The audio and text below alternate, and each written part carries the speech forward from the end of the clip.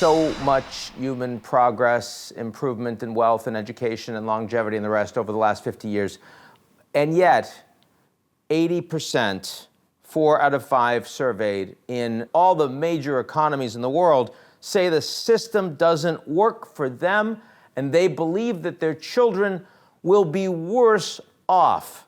Why do they feel that way? There's a big contrast between the rich countries and the developing world. In the rich countries, most people feel their children will be worse off than them. Whereas in the developing world, most people are much more optimistic about the future. And I think there are many dimensions to that pessimism. First, because work has changed, and the prospect of having a stable job, which enables young people to have a family and expect a decent old age, has diminished, and people feel economically insecure.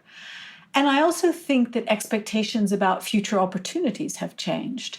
And in many societies, particularly in many advanced economies, the opportunities open to the next generation are just less than opportunities that previous generations, particularly the baby boom generation, benefited from.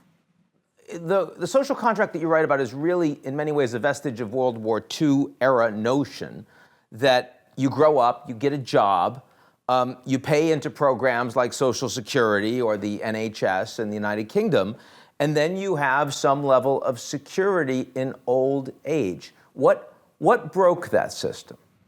Well, the old social contract was premised on the idea that you'd have a main male breadwinner, that person would have a handful of jobs over the course of a career, that the education that they got from age about 6 to early 20s would be sufficient to last a lifetime, and that they would live very few years after they stopped work, and that Social Security would cover those costs.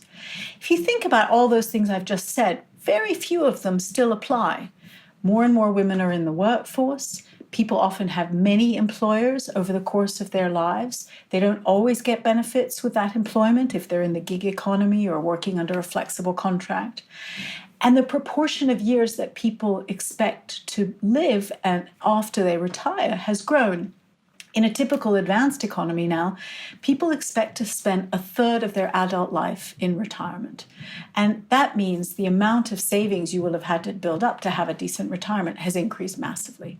In addition, because careers have gotten much longer, the idea that the education that you got when you were young would be sufficient to last for a career that might last 40 or 50 years is no longer valid.